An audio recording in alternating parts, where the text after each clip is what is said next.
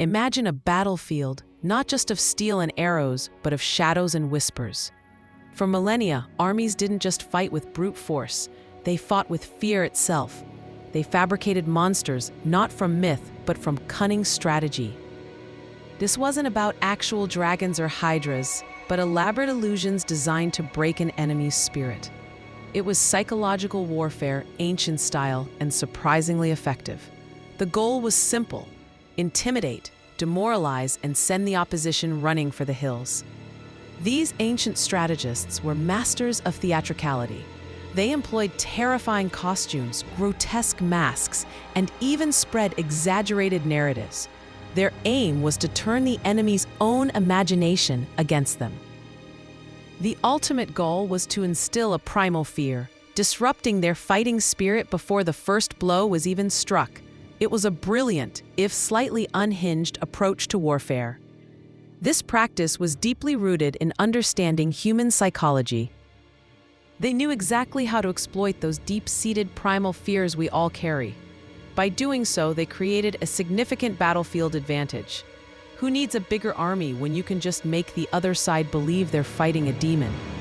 One of the most direct ways to scare an enemy was through visual intimidation.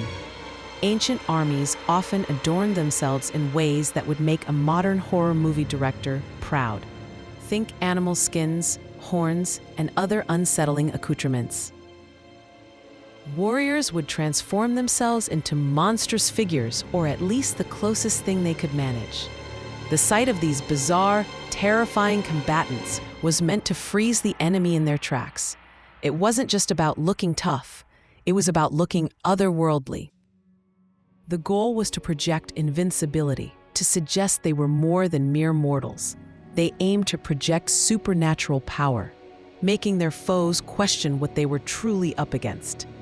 Imagine facing a horde that looks like it just crawled out of a nightmare. This visual intimidation, combined with the chaos of battle, was a potent cocktail. It was designed to break enemy morale completely.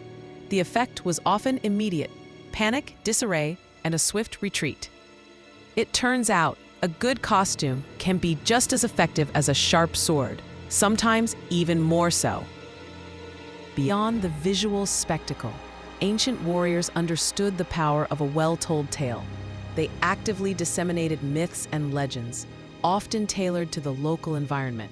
These stories focused on monstrous creatures lurking just beyond the campfire's glow. These creatures were often specific to the enemy's region, making the threat feel more personal and immediate. The purpose was to create a pervasive sense of dread, a feeling that danger was everywhere. Imagine hearing tales of a beast that hunts only in your forest. For example, tales of terrifying beasts lurking in the shadows were common. These stories painted a picture of creatures ready to devour the unwary or drag them into the abyss. It was a psychological siege, eroding the enemy's confidence day by day. The aim was to make enemies question their very survival. If you believe the woods are full of monsters, you're less likely to march through them confidently. It's hard to fight a war when you're constantly looking over your shoulder for something that isn't even there. For these monstrous deceptions to work, two factors were absolutely paramount. First, the element of surprise was crucial. You can't scare someone if they're expecting the giant horned warrior. Second, and perhaps most importantly, the cultural context was everything. The fake monsters had to be tailored specifically to the enemy's beliefs and fears. What terrifies one culture might just look like a fancy dress party to another. You wouldn't tell tales of a sea serpent to an army fighting in the desert, for instance. It's all about knowing your audience, even when your audience is trying to stab you.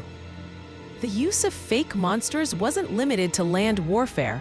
Oh no, the high seas got in on the action too. Naval battles also employed this cunning tactic, turning ships into floating nightmares. Ships were often painted with menacing figures, giant eyes, or gaping mouths. Imagine seeing a vessel approaching that looks like a leviathan from the deep. It's enough to make anyone reconsider their career choices. These ships were also equipped with devices designed to create terrifying sounds. We're talking clanging metal, eerie whistles, and even the simulated screams of prisoners. It was an auditory assault on the senses. The aim was to create an overwhelming sense of dread, making the enemy question their chances of victory.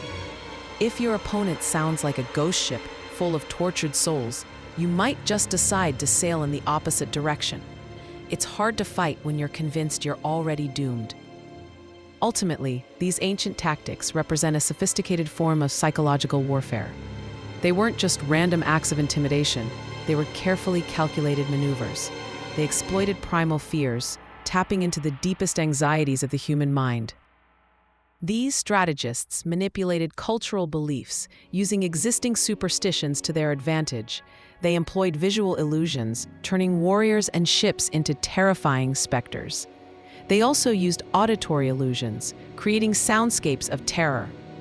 All of this was done to seek a decisive battlefield advantage. It highlights the enduring importance of psychological manipulation in warfare, a lesson that still resonates today. It emphasizes the enduring power of fear, proving that sometimes the scariest weapon is the one that exists only in your mind. So, next time you hear a bump in the night, just remember, it might not be a monster, or it might be an ancient general trying to win a war.